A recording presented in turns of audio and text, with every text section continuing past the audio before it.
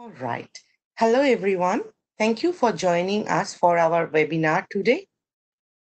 I am Amrita Roy, an application scientist from ACD Bio based out of Singapore. Before we begin, I'd like to let everyone know that the audience will be automatically muted for the duration of the webinar. And this webinar is for about 1 hour of presentation and 30 minutes of question and answer. So once the presentation is finished, you can type your questions in the Q&A box right next to the WebEx window. Please address your question to all panelists, and me and my colleagues will respond to your queries in real time. In the event we are unable to get to your question, we will follow up with you offline after the webinar. And this webinar is being recorded and will be on our website soon.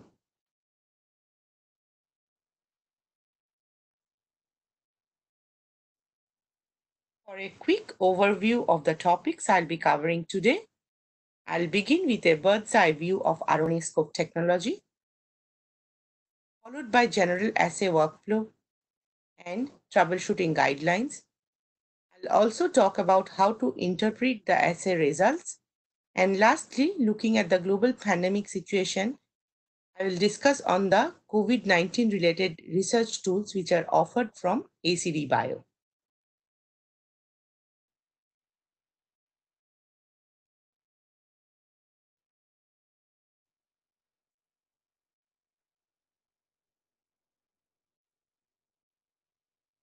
So let's begin by asking the question, what is RNAscope? RNAscope assay is an in situ hybridization technique that utilizes a unique double Z target probe design followed by a signal amplification system that allows you to visualize a single mRNA transcript as a puncted dot.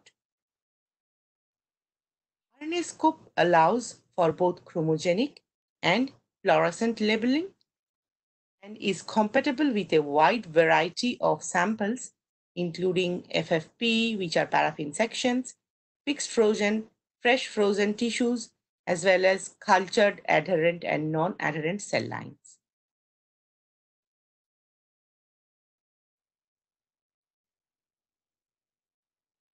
The growth and adoption of RNAscope technology is best exemplified by the number of peer-reviewed publications. Since our first publication in 2011, there has been an increasing awareness of our technology, and currently we have over 2,752 peer-reviewed papers published in numerous journals, including many top-tier ones. Also, the RNAscope technology is highly relevant across multiple fields of research, with over 40% of our publications in cancer research. Neuroscience and infectious disease are another two popular fields of interest.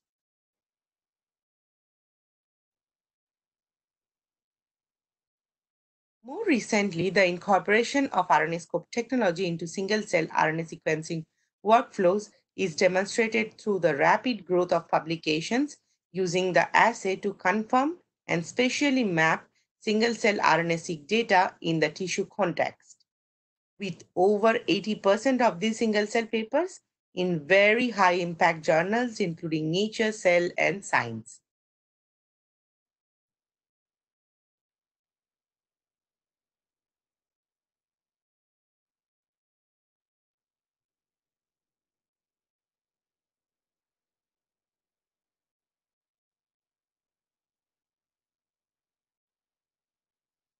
Here is a brief overview of the RNAscope workflow. RNAscope assay is a slide-based assay and is intended for use on sample types similar to that used in immunohistochemistry or immunofluorescence. The assay starts with the permeabilizing the samples with reagents provided in the pre-treatment kit. The pre-treatment enables unmasking of the target mRNAs, thus allowing the probe to penetrate into the cell and hybridize with the target RNA sequence.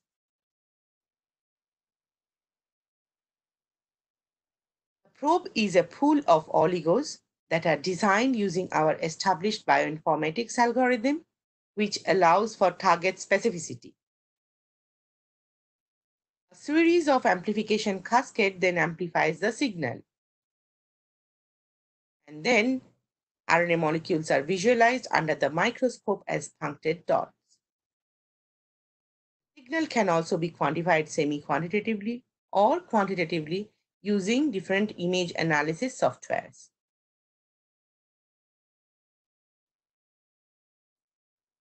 The primary feature of our RNAscope technology is the oligo-based double Z probe design. Each Z probe has a lower part that is 25 bases in length, and it is complementary to the target RNA, and the Z probes has an upper region which consists of a 14 base pair tail sequence that is the pre-amplifier binding site. The upper and the lower parts of the Z probe are linked together by a spacer sequence. Two such Z probes must come together to create a 50 base specific binding site that hybridizes with the target region of interest. The informatics algorithm that is used to design these probes ensures that the oligonucleotide sequence are specific and do not cross-hybridize with any other sequence. The top of the Z is the base of the amplification structure. When two Z's hybridize, it creates a binding site upon which a preamplifier can bind and the amplification tree can be built. Standard RNAscope probe for a target sequence of 1,000 bases or more consists of about 20 ZZ pairs pulled together that are designed to hybridize next to each other along a target region. This allows for a tremendous amount of amplification and signal potential.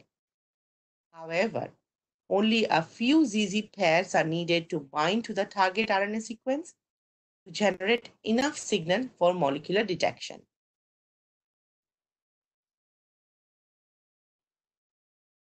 Here is a schematic showing the hybridization and the subsequent amplification of RNAscope assay. The double Z probes will bind to the target mRNA transcript initially. Once the double Z probe binds, it serves as the foundation and binding site for the preamplifier molecule. Once the preamplifier is bound, it serves as the binding site for the amplifier molecules.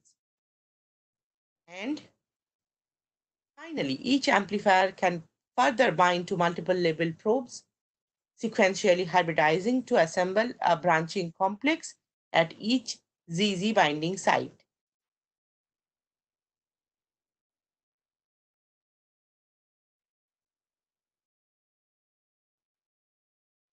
Label probes contain an enzyme, such as Horst redox peroxidase, that generates a visible signal after chromogenic reaction, such as with DAB, that is detectable under a standard bright field microscope. The label probes can also contain fluorophores that allow for visualization of the signal under a fluorescent microscope. The signal amplification strategy provides for visualization of target RNAs as a single dot, where each dot represents an individual RNA molecule. If a single Z probe binds to the target mRNA transcript, the preamplifier cannot bind as it needs both Z's to provide a strong binding site. This helps to ensure the specificity of the probes and helps reduce potential background staining.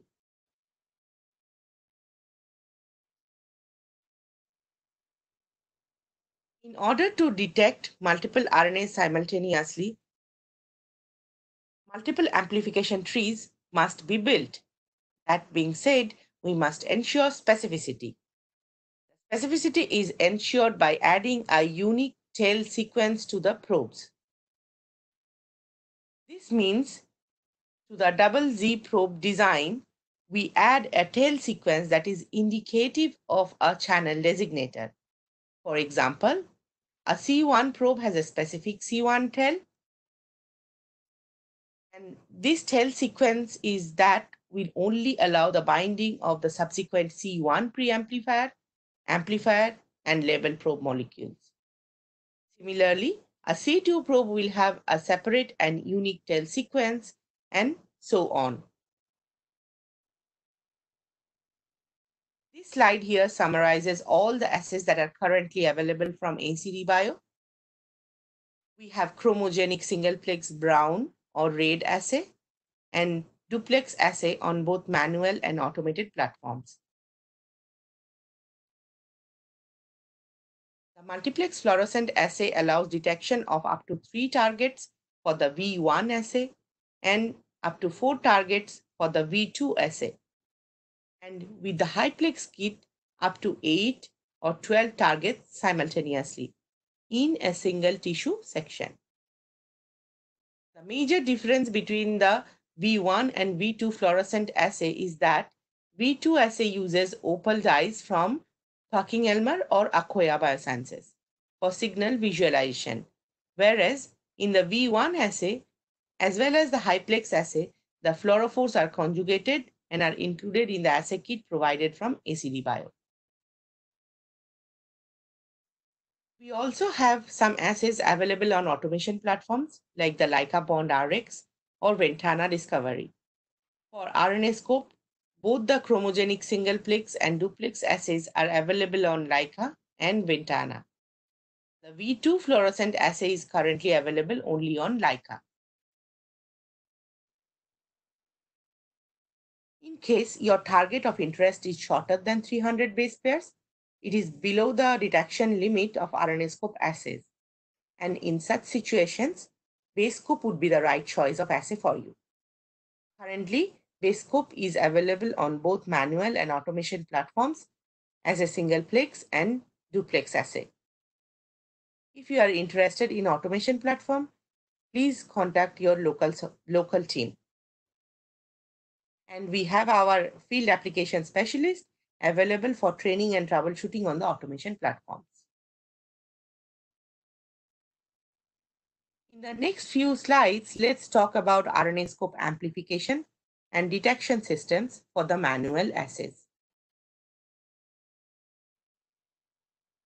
The diagram here depicts the singleplex amplification system. Pictured here is the amplification tree, which is then tethered by an enzyme. On the left is the red assay that utilizes alkaline phosphatase and is visualized by a fast red chromogen, while on the right is the brown assay that utilizes Host redox peroxidase and is visualized by DAB chromogen.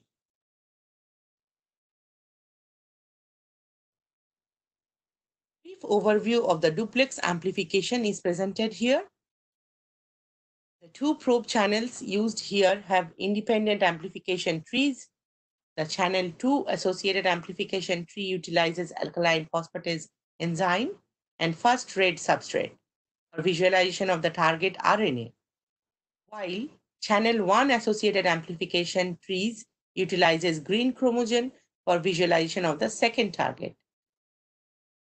Please note that our C1 probes by default are ready to use and 1x in concentration, while the C2 probes are provided as 50x stocks that are required to be diluted in a 1:50 ratio.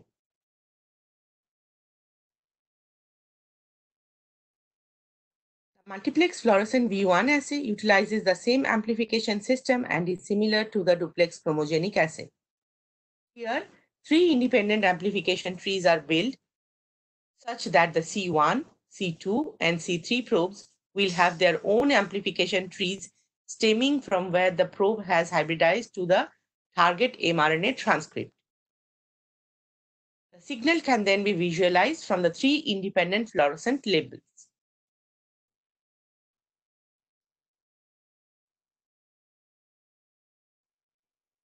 The fluorescent multiplex V2 assay can be used to detect up to 4 mRNA targets.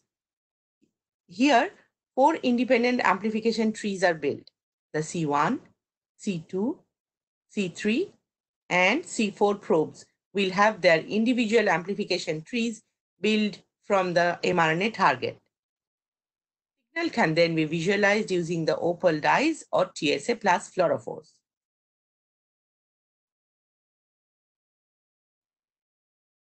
RNAscope high-plex assay allows simultaneous detection of up to 12 targets on the same fresh or fixed frozen tissue sections. This assay is based on ACD's proprietary signal amplification and background suppression technology. Each probe is assigned a specific tail sequence, referred to as T1 to T12. The target probes, which can be up to either 8 or 12, are hybridized and amplified together. The signal detection is done iteratively, achieved in 3 rounds with groups of 4 targets in each round. So, after the first round of detection, the fluorophores are cleaved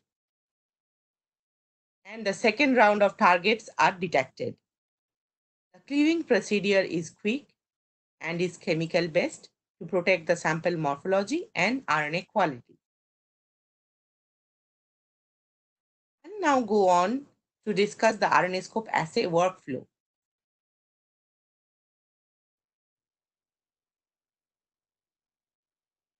RNAscope assay can either be run in a single day or you may split it into 2 days. If you decide to perform the assay over 2 days, then one option is to complete the sample prep and pre-treatment on day 1, then start with the probe hybridization step on day 2. Alternatively, you may first finish probe hybridization step on day 1, which includes 2-hour incubation with probe and then subsequent washing with wash buffer, and then leave the slides in 5x SSC solution overnight. On day 2, you will perform the amplification steps followed by detection. The second option is preferable, particularly when you are running the duplex or multiplex assay, as these have additional amplification step and can take longer to finish.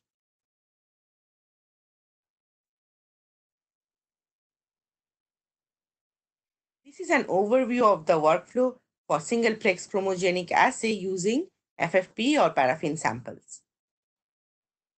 The single-plex assay can take about 8 hours time. Please refer to part 1 of the user manual for sample prep and pre-treatment recommendations. The assay workflow has 4 major steps: pre-treatment, hybridization, amplification, and finally staining and detection. The workflow for FFP and fixed frozen samples will include a heat-mediated target retrieval step, followed by protease digestion for pre-treatment. Fluorescent multiplex V1 assay also includes 4 major steps, but it is a shorter assay. The 3 amplification steps are required to be performed irrespective of the number of targets you are detecting. In the AMP4 ALT step that comes after the 3 amplification steps, you are required to choose any one of the 3 combinations provided. The combinations which are provided are AMP4 ALTA, ALTB, or ALTC. I'll provide further details on these V1 fluorophore combinations later during the course of this presentation.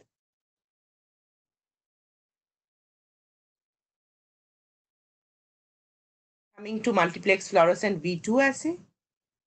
As in the other assay types, there are 4 major steps: sample pre-treatment, hybridization, amplification, and detection. However, in the V2 assay, during the detection process, the channels are developed sequentially after the amplification step. Unlike in the V1 assay, where the fluorophores are conjugated to AMP4, in the V2 assay, the TSA-based fluorophores are added separately during the detection steps. This offers the flexibility to the user to opt to visualize any of their targets using the opal die of their choice. One important thing to note here is that V2 assay is TSA based and requires the purchase of opal fluorophores from PerkinElmer or Akoya Biosciences.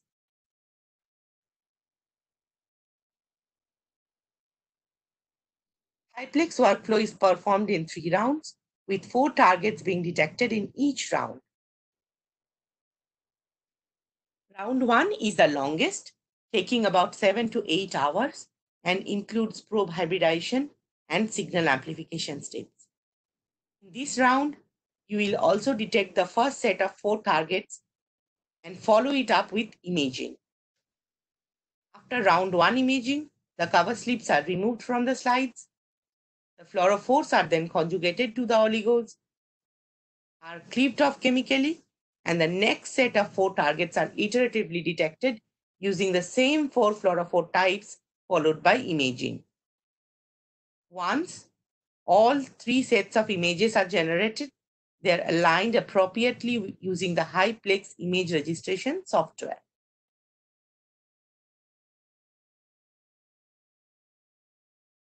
Here is an example of the recommended sample preparation. Apologies. With FFP samples, we recommend fixing with 10% NBF for 16 to 32 hours at room temperature, and then use the standard ethanol series to dehydrate, followed by xylene incubation. The recommended sample thickness is 4 to 6 microns, and we also recommend that the tissue is mounted on superfrost plus slides. In order to preserve RNA quality, it is recommended to store sections with desiccants at room temperature for up to 3 months. For long-term storage, it is best to store at 4 degrees with desiccant. For fresh frozen samples, please review the user manual for detailed recommendations. A few highlights are presented here. We recommend storing fresh frozen tissue blocks or sections airtight at -80 degrees for up to 3 months. The recommended sample thickness is 10 to 20 microns, again mounted on SuperFrost Plus slides. Our assays are compatible with fixed frozen and cultured cell sample types as well.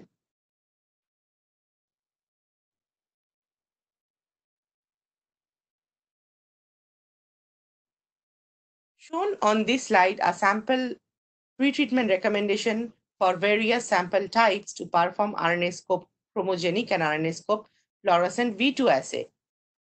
The recommendations shown on this slide are for manual assay platform, and all the sample types require hydrogen peroxide treatment. For FFP or paraffin sections, we recommend 15 minutes target retrieval and use of Protease Plus for digestion. For fixed frozen, 5 minutes target retrieval is recommended and a stronger protease, Protease 3, is used.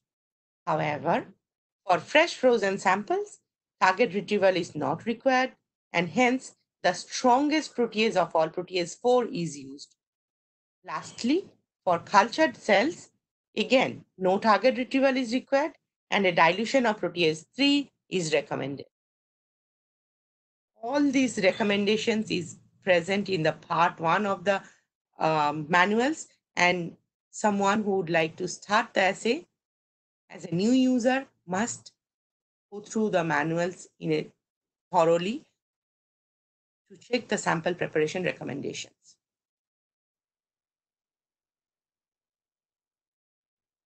Now let's discuss some best practices while running the RNAscope assay. Best practice that we highly recommend is to include controls, positive and negative, in your assay. Positive controls are used to ensure that the assay workflow is appropriate and also to confirm RNA integrity in your sample. Negative control is used to confirm signal specificity. Single-plex assays use PPIB as positive control and DAPB as negative control.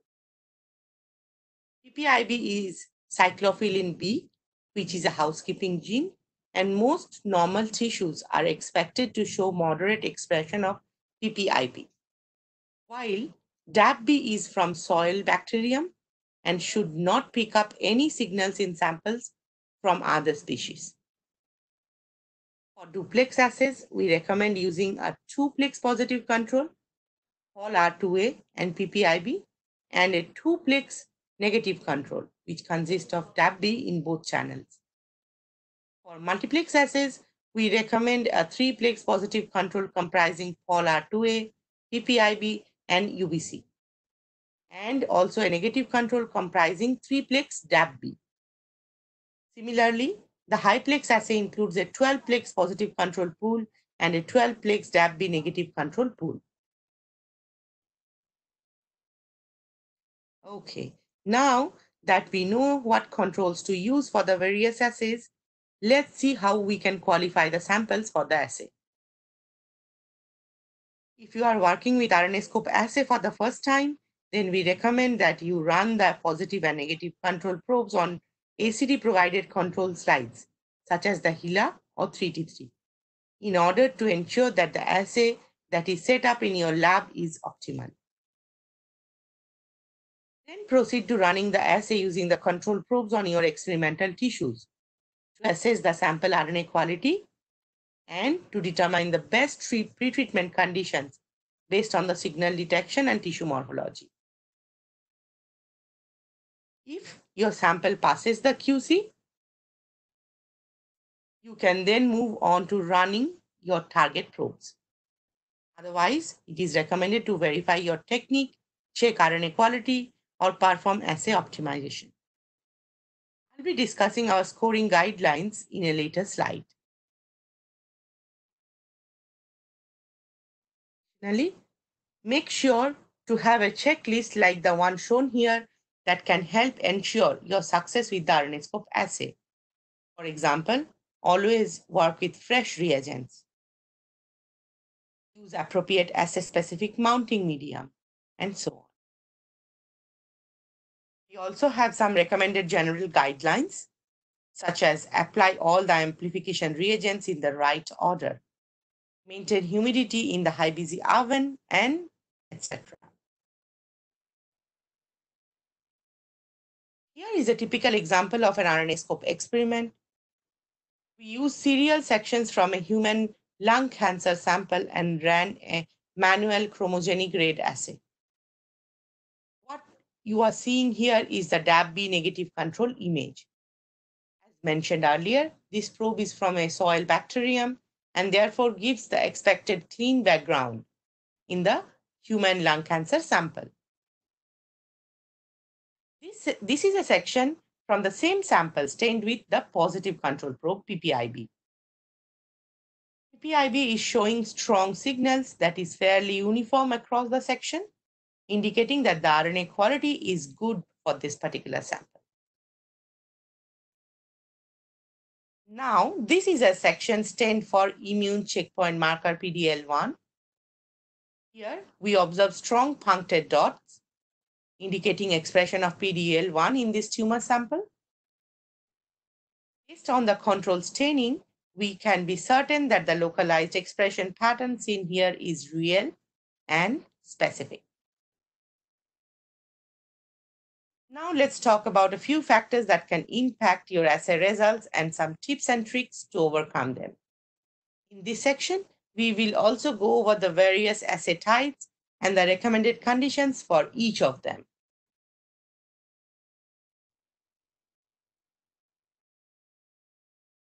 This slide shows here the detection of PARC-CZ in normal mouse colon tissue using the chromogenic Brown assay. This is an ideal assay for tissues that have alkaline phosphatase dependent background such as kidney.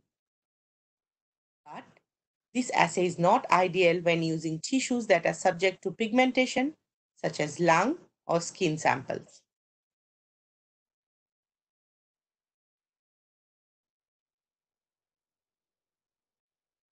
Here is an example of the chromogenic grade assay. The image shows the expression of ZEB1 in stromal cells. The first red chromogen is used in this assay. We recommend using either echo mount or vector mount media to best preserve the staining signal. Here we show a duplex assay for two c-MET positive tumor cores, core 2E2 on the left panel and core 2A2 on the right. c-MET is a tumor antigen and the signal is seen in red color in both the cores. Core 2E2 on the left is a PDL1 positive tumor, where you can see PDL1 expression is shown in green dots, while core 2A2 on the right is a PDL1 negative tumor, where the green staining is absent. In the chromogenic duplex assay, your C1 probe will be visualized in green and C2 probe will be visualized in red. A few critical points to note here. Sensitivity for both the red and green chromogens to alcohol. Therefore, they should not be dehydrated using alcohol prior to mounting. Additionally, in a duplex, you are detecting two targets and the assay duration is therefore longer. We recommend that you consider splitting this assay into 2 days.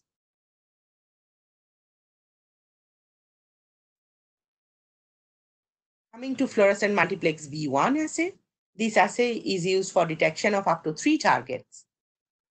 Here, you can use different AMP4 alternatives such as A, B, or C for the different fluorophore combinations. We recommend using prolonged gold anti-faint mounting media to preserve the fluorescent signals.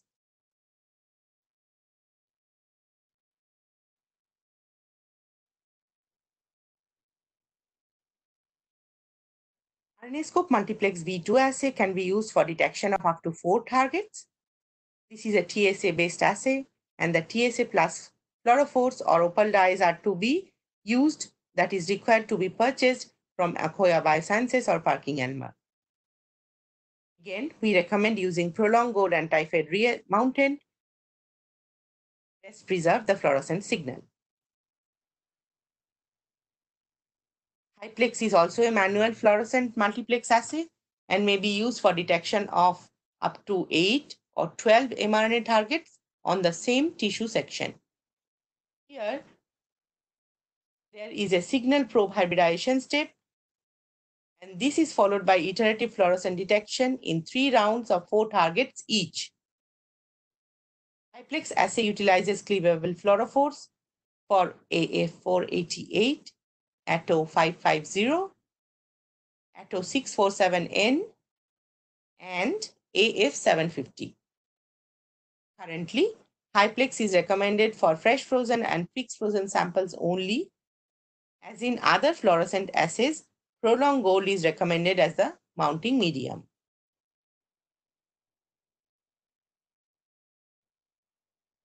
This slide summarizes the general tips that we discussed to ensure success with RNAscope assay. First, follow the protocols. We have various protocols with necessary details to help address the best way to run the assay. And the protocols are divided into 2. Part 1 is for sample preparation and pretreatment. Part 2 is for running the assay. Next, sample pretreatment is very important to ensure that you get the optimum RNAscope signal.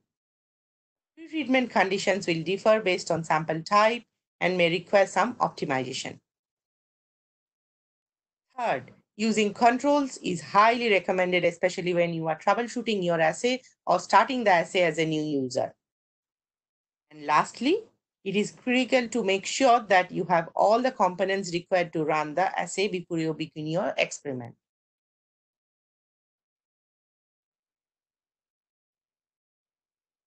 This slide here shows the standard RNAscope reagent kit configuration. Each kit includes pretreatment reagents, detection kit, as well as wash buffer. The probes are not shown here. And if you are starting as a new user, to make things easier, we have intro packs, which consist of the reagent kit and the accessories, such as the control probes, the hydrophobic pen, the HeLa cell palette, and necessary mounting medium.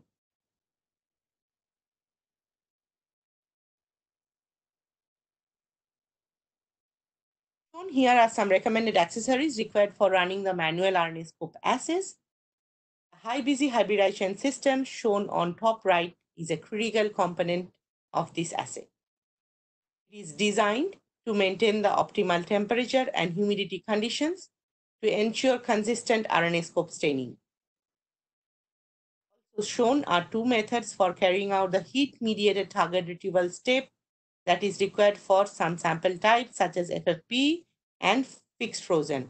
Microwave heat-mediated target retrieval is not recommended at all. Our website has a step-by-step training video, which is a great visual guide to assist you with running the RNA-scope manual assay.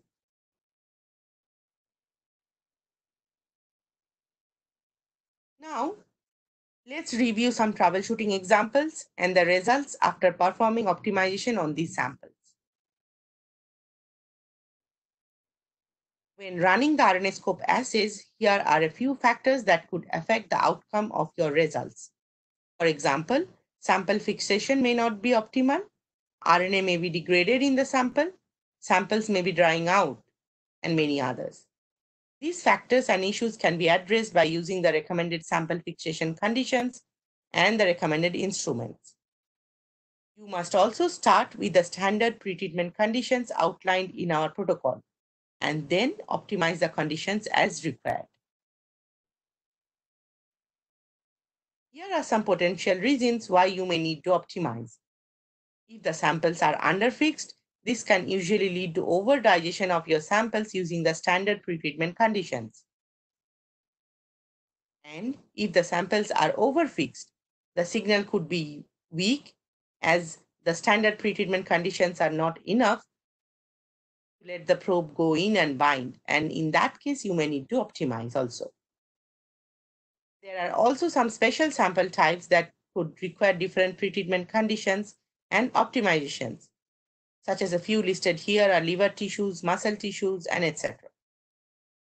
If you have tissues of interest, which is not listed here, or you are unsure if your tissue has been fixed as per our recommendations, please feel free to reach out to the technical support of IVT or ACD Bio, and we can assist you in choosing the right pretreatment conditions. Sample pretreatment is very critical step for the success of RNA-scope. When running the RNA-scope assay on your samples, like I mentioned earlier, begin with the recommended conditions for your sample type. Observe the signal intensity and background with control probes. Also, check the tissue morphology. If the recommendations for your sample type is not available in the user manual, it is always best to start with the standard conditions. This will help to set a baseline for how the assay performs, and depending on your results, we can make recommendations to either scale the pretreatment up or down.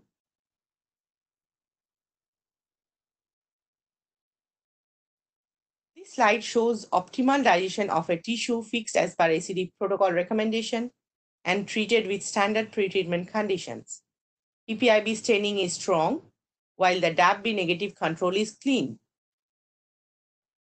Tissue morphology is intact and the hematoxylin staining is homogeneous. Whereas, compared to the previous slide, this image shows a tissue that has been over-digested, in which the nuclei are now undefined due to suboptimal tissue morphology, and the PPIB staining is slightly weaker than expected. To troubleshoot, here is a target retrieval time which was reduced to 8 minutes, and that improved the morphology and eliminated the background seen in the negative control. Now you can see with the modification of 8 minutes, the negative control is clean.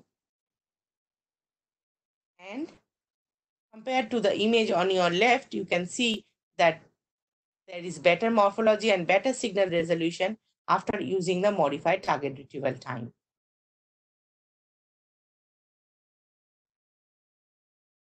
On the other hand, here are samples that are under-digested. The PPIB staining is much weaker but the tissue morphology looks intact.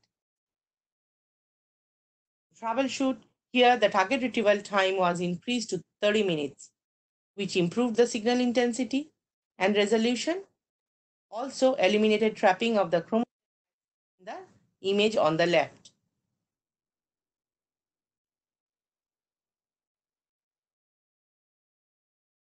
Shown on the right panel is an image of RNA-scope performed on a sample that was fixed for too long. As you can see, the signal is very weak. To avoid such issues, we highly recommended following the sample fixation steps provided in the user manual of ACD-BIO. When a multiplex fluorescent RNA-scope assay is successful, you should see images like the ones shown here. This is using the AMP4-ALT4 option and was performed on a HeLa control cell palette with human 3-plex positive control probes.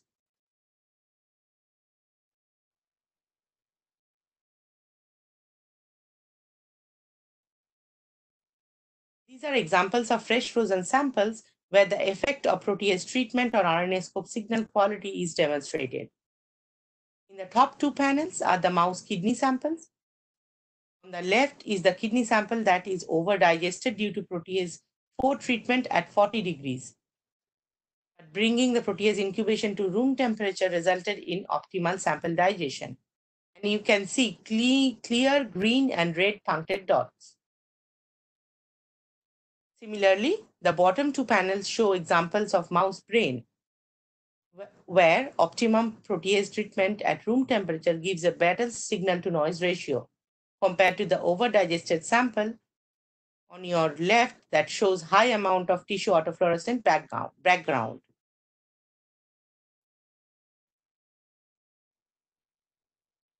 Tissue autofluorescence is a known issue with some sample types, particularly FFPE or paraffin samples. This poses challenges for image analysis. One approach to use background correction softwares to reduce the autofluorescence.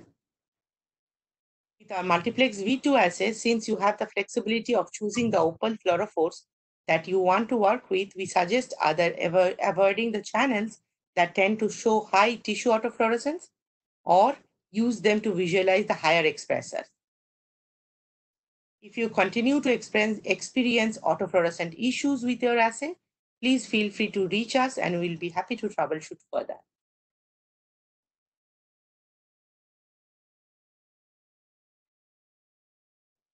Now, another major issue. To address tissue detachment issue, we recommend using SuperFrost Plus slides only. If your samples are not adhering to the slides properly, the likely cause may be the ones listed here. We have found that adding an additional baking step can help mitigate this issue. These apply to all assay types. If you are observing sample detachment after hydrogen peroxide or target retrieval treatment, then add a baking step before H2O2 incubation can help. If you are observing tissue detachment after the protease treatment, then add an additional baking step after target retrieval. Both baking steps are for 30 minutes at 60 degrees in a circulating hot air oven. For sample detachment issues with fixed frozen tissues, we recommend drying the slides at -20 for 2 hours after cryosectioning. Add a post-fixation step before hydrogen peroxide and target retrieval treatment, the duration of which can extend anywhere from 15 minutes to 2 hours at room temperature, and that depends on your sample. In most cases, we have seen that the sample detachment happens after target retrieval. So we recommend adding an additional baking step before the protease treatment.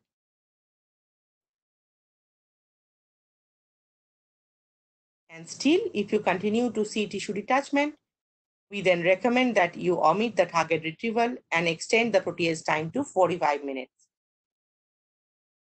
Also, please contact support and we can help you to figure out the best way to solve any detachment issues. For probe-related troubleshooting, if you are working with two scenarios listed here, please contact us.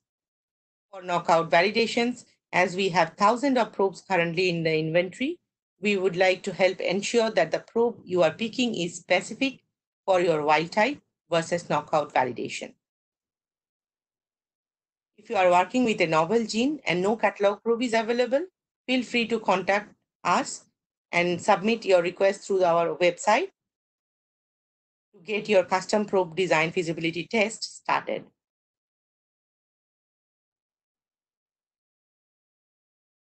We provide recommended sample preparation protocols for most commonly used sample types. But if you are working with unique sample types such as whole mount, free flow, or bone, please feel free to contact tech support for suggestions and guidance.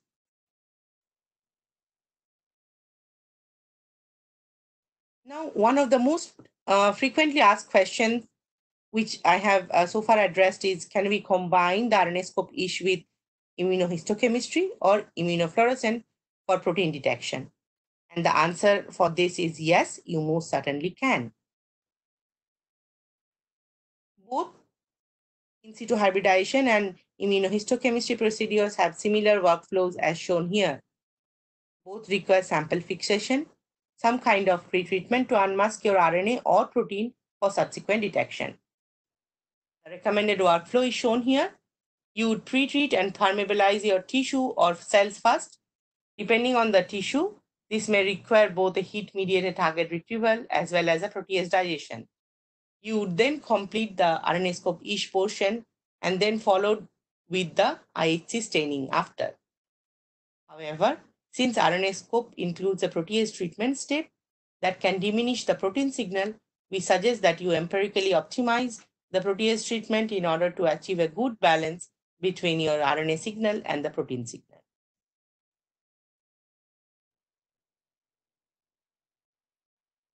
Here is an example of using the RNAscope singleplex RAID assay to detect the PDL1 probe with subsequent IHC staining in TIL for CD45 protein.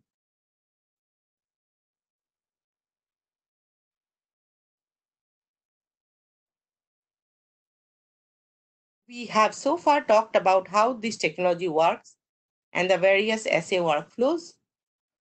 Now let's discuss how to analyze the results. RNAscope staining can be quantified by manually counting the number of dots per cell.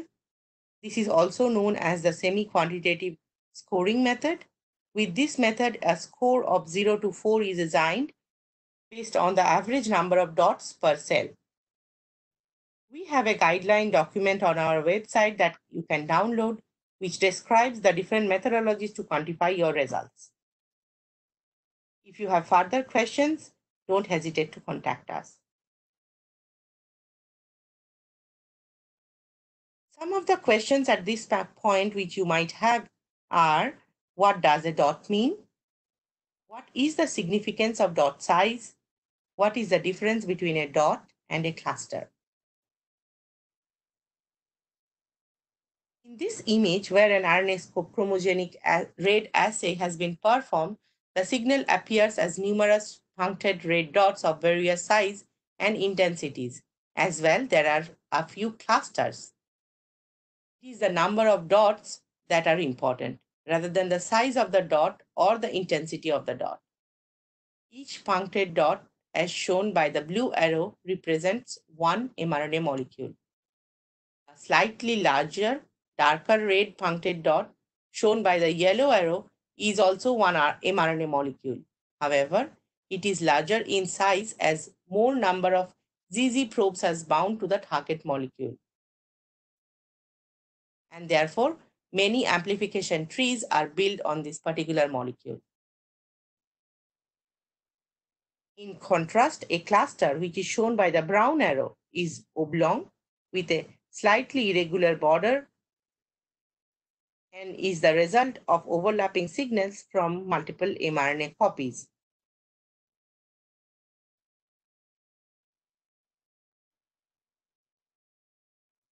Similar patterns of dots and clusters are seen in the fluorescent versions of this assay as well. The yellow arrows point to single mRNA molecules, with fewer ZZ probe pairs bound to them compared to the dot shown by the teal arrow. The white arrow is pointing to a cluster with an irregular shape due to overlapping signals from multiple mRNA molecules.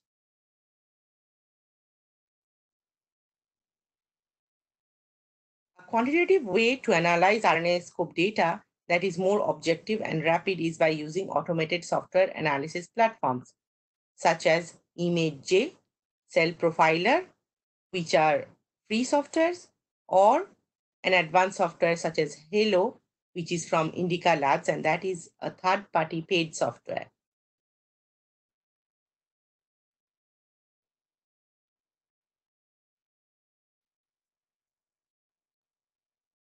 Keeping in mind the global SARS-CoV-2 pandemic issue, we thought that it would be great to show all of you the ACD Bio portfolio to perform COVID-19 related research. The RNAscope SARS-CoV-2 specific probes can be used in tissues and cells to detect the viral distribution and infection. Applying the RNAscope technology to your COVID-19 research can provide new insights into the pathogenesis of SARS-CoV-2 and aid in vaccine and drug development. Using the RNAscope multiplex assays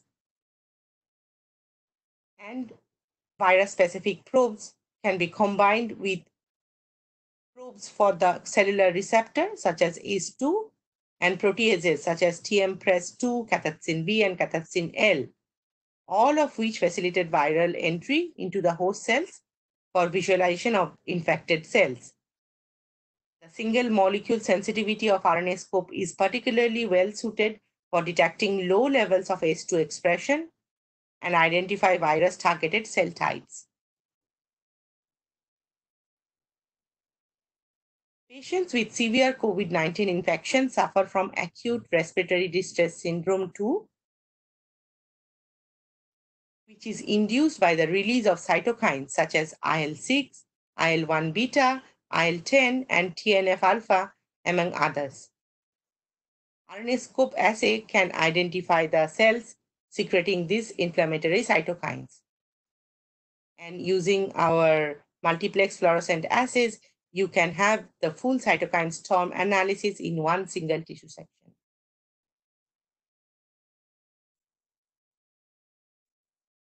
I would like to share a very recent publication from US Army Medical Research Institute of Infectious Disease.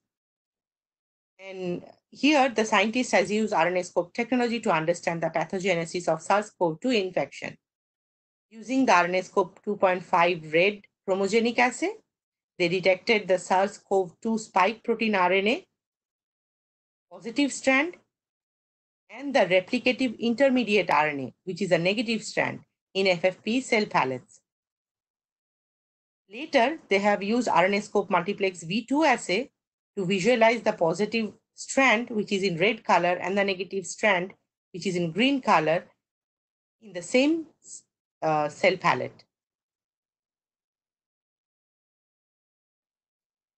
And they have concluded that SARS-CoV-2 RNA demonstrated more cytoplasmic expression, while the SARS-CoV-2 replicated intermediate RNA was localized mostly to the perinuclear inclusion bodies, which is a very important finding. In this slide, I have summarized the available RNAscope tools and the recently updated ACD Bio webpage dedicated for COVID-19 related research.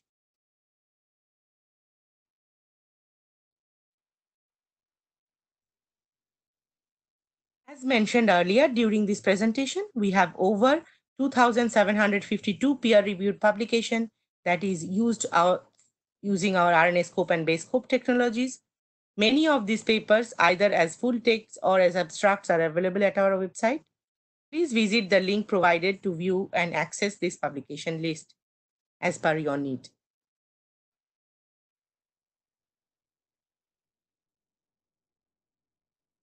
So with this, we have come to the end of this presentation. We will continue to be online for another half an hour. Please feel free to send your questions to all the panelists, and we are waiting to answer you. So please kindly send your queries via the question and answer window.